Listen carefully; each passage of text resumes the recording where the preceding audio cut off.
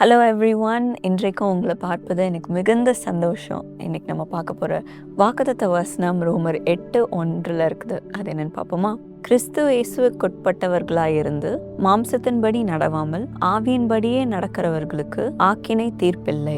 My dear friends, இந்த வசனத்தை பார்க்கும்போது இந்த ஆக்கினை தீர்ப்பு அப்படின்னா என்ன அப்படின்னு நம்ம பார்க்கும்போது, நம்ம ஒரு பாவம் செய்யும் போது அந்த பாவத்துக்கு ஏற்ற ஒரு ஜட்ஜ்மெண்ட், ஒரு பனிஷ்மெண்ட் கொடுக்கறது அப்படின்ட்டு தான் அந்த ஆக்கினை தீர்ப்பு அப்படின்னு நம்ம பார்க்குறோம். ஸோ வேதத்துலேயும் நம்ம ஒரு இன்சிடெண்ட் நம்ம பார்க்குறோம். இயேசுவாமி அந்த ஆலயத்துக்கு முன்பாக நின்று அவர் உபதேசத்தை சொல்லி கொண்டு இருக்கும்போது அந்த பரிசேயர்கள் அவரை டெஸ்ட் பண்ணணும் அப்படின்ட்டு ஒரு விபச்சாரத்தில் இருந்த ஒரு பெண்ணை கொண்டு அவர் முன்னால் நிறுத்தினாங்க. அவங்க சொன்னாங்க, மோசேயோட பிரமாணத்தின்படி இந்த பெண் மேலே கல் எறியணும் அப்படின்ட்டு அவங்க சொன்னாங்க. அப்போது இயேசுவை பார்த்து அதுக்கு நீங்கள் என்ன சொல்கிறீங்க அப்படின்ட்டு கேட்டாங்க. அப்போது இயேசு எதுவுமே சொல்லலை, அவர் அமைதியாக இருந்தார். அதுக்கப்புறமும் கொஞ்ச நேரம் கொஸ்டின் பண்ண ஆரம்பித்தாங்க அந்த பரிசேயர்கள். அதுக்கப்புறம் கொஞ்ச நேரம் கழித்து இயேசு சொன்னார், உங்களில் பாவம் இல்லாதவன் முதல்ல கல் எறிங்க அப்படின்ட்டு சொன்னார். அப்போது சிறியவங்கலேருந்து பெரியவங்க வர அவங்க கையில் இருந்த கல்லை கீழே போட்டுட்டு அவங்க அந்த இடத்த விட்டு போயிட்டாங்க. அப்போது இயேசுவாமி எந்திரிச்சு பார்க்கும்போது அந்த இடத்துல யாருமே இல்லை. அந்த ஸ்திரீயை பார்த்து கேட்டார், எங்கே எல்லாரும் காணோம், உன்னை ஆக்கினைக்கு தீர்க்கவில்லையா அப்படின்ட்டு அவர் கேட்டார். அப்போது அந்த ஸ்திரீ, இல்லை ஆண்டவரே அப்படின்ட்டு சொன்னான். அப்போது இயேசுவாமி சொன்னார், நானும் ஆக்கினைக்குள்ளாக தீர்க்கவில்லை, போ, நீ பாவம் செய்யாத அப்படின்ட்டு ஆண்டவர் அனுப்பி வைத்தார். மை டியர் ஃப்ரெண்ட்ஸ், இதே போல தான் உங்கள் லைஃப்லேயும் இந்த உலகத்தார் எல்லாரும் சொல்லலாம், உங்களோட பாவத்தை பார்த்து, உங்களோட பழைய வாழ்க்கையை பார்த்து உங்களை லேபிள் பண்ணி வச்சுருக்கலாம். நீ ஒரு பாவி, நீ ஒரு திருடன், நீ பொய்க்காரன், நீ எல்லாரையும் சீட் பண்ணிடுவ அப்படின்ட்டு சொல்லி உங்களை ஒதுக்கி வச்சுருக்கலாம். உங்களை லேபிள் பண்ணி உங்களோட பேரை நாசம் பண்ணி வச்சுருக்கலாம்.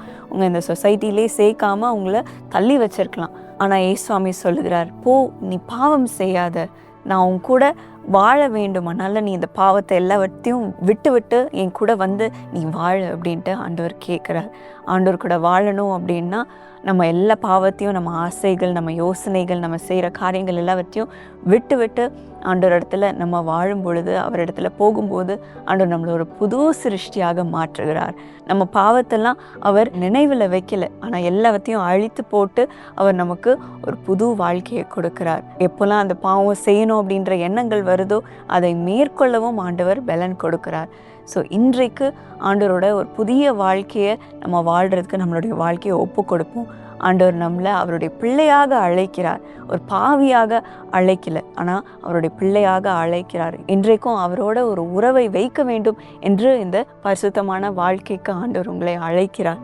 ஸோ இன்றைக்கு நம்மளுடைய பாவத்தெல்லாம் அறிக்கை செய்யும் போது, நம்ம மனம் திரும்பும் போது ஆண்டவர் நம்மளை அன்பாக சேர்த்து கொண்டு ஒரு புதிய வாழ்க்கையை தருவார். இன்றைக்கு ஒரு புது பெயரை கொடுத்து அவருடைய மகனாக, மகளாக அவர் அழைத்து உங்களுக்கு ஒரு புதிய வாழ்க்கையை கொடுக்கிறார். ஸோ சந்தோஷமாக இருங்க, இந்த புதிய வாழ்க்கைக்குள்ளே நீங்கள் பிரவேசிங்க. இப்பொழுதும் நம்ம ஜெபிப்போமா? ஏசப்பா, இந்த வாக்குத்தத்தத்துக்காக நன்றி சுவாமி. இன்றைக்கும் பழைய வாழ்க்கையை நிமித்தம் என்னோட வாழ்க்கையில் நான் முன்னேற முடியல, என்னோட பாஸ்ட் என்ன இழுத்து கொண்டே இருக்குது, எதுவும் என்னை முன்னேற முடியாமல் தடுக்குது அப்படின்ட்டு சொல்லிகிட்ருக்கலாம் சுவாமி. ஆனால் இன்றைக்கு அவர்களுடைய பழைய வாழ்க்கையை விட்டு ஒரு புதிய ஸ்டார்ட்டை எடுக்க கிருபை தாரும் சுவாமி. ஒரு புதிய தொடக்கத்தை தாரும் சுவாமி. உம்முடனே சேர்ந்து வாழ கிருபை தாரும் அப்பா.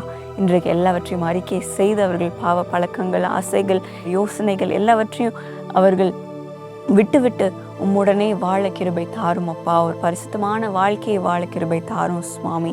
எப்போல்லாம் அந்த சோதனைகள் வருதோ அதை மேற்கொள்ள நீர் பலனை தாரும் சுவாமி. உம்முடைய ஆவியானவரால் ஒவ்வொருவரையும் நிரப்போம் அப்பா. அவர்களுக்கு இந்த புதிய துவக்கத்தை தாரும் சுவாமி.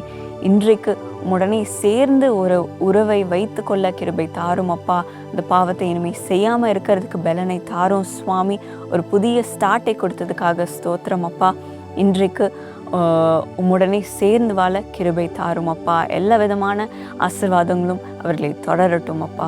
யாருக்கெல்லாம் அந்த குற்ற உணர்வு இருக்குதோ இன்றைக்கு நீர் அதை எடுத்து போட்டு உம்முடைய அன்பால் நிரப்பும் சுவாமி. நீர் அவர்களை அரவணையும் அப்பா. இன்றைக்கு அவர்கள் கூடவே இரும். இயேசு நாமத்தில் ஜெபிக்கிறேன். ஆமென். God bless you.